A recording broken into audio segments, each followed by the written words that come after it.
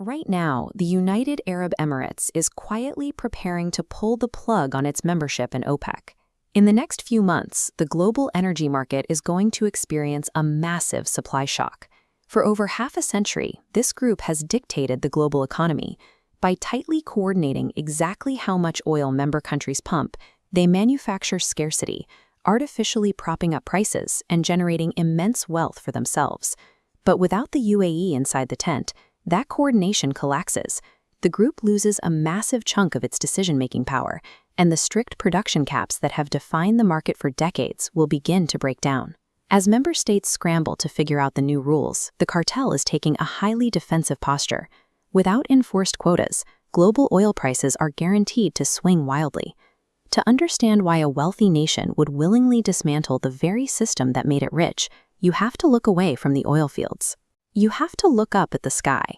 The stability of the global energy market is fracturing right now because this 50-year-old economic alliance is being torn apart by a hidden, violent conflict playing out above the Persian Gulf.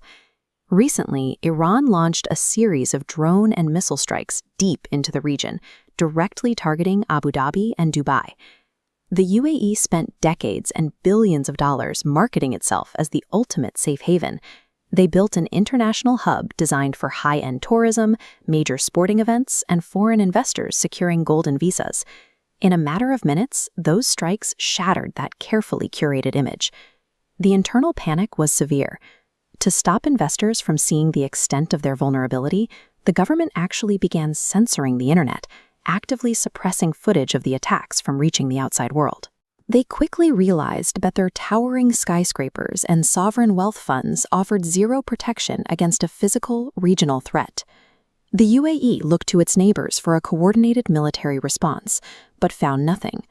Saudi Arabia buys billions of dollars worth of advanced American fighter jets every year, yet they failed to mount any unified defense against the Iranian strikes. Qatar was no different.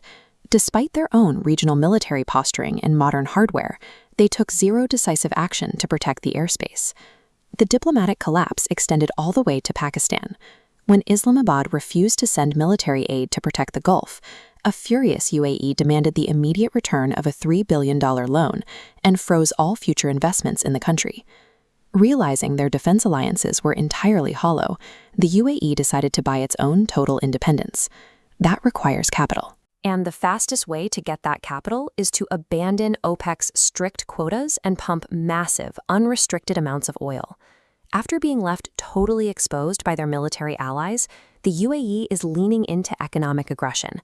Flooding the market with uncapped oil is now their ultimate defense mechanism.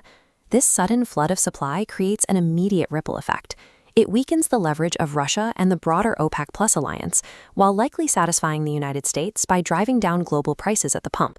But closer to home, the volatility is catastrophic for vulnerable economies. Pakistan, for instance, has zero government strategic reserves. Their entire nation operates on a razor-thin commercial crude supply that lasts barely 5 to 7 days. You can see the stark contrast in this chart comparing regional fuel security. While Pakistan's supply bar barely registers at a single week, India's bar shoots past the 45-day mark, illustrating a massive strategic buffer built to weather exactly this kind of shock. Because India has meticulously built up that massive stockpile, the government officially announced they will not hike domestic petrol and diesel prices, completely ignoring the collapse of the global cartel. In a volatile energy landscape, a nation's domestic survival comes down entirely to its foresight. Those who built a buffer survive. Those who didn't face chaos at the pump. Looking at the regional map, we see exactly how India turns this crisis into an opportunity.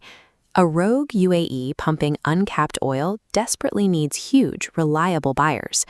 To secure that trade, a new maritime route avoids the Strait of Hormuz entirely.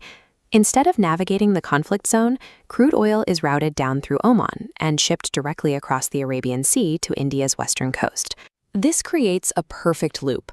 The UAE secures a permanent, massive customer for its uncapped crude, and India locks in a cheap, stable domestic fuel supply entirely outside the control of OPEC.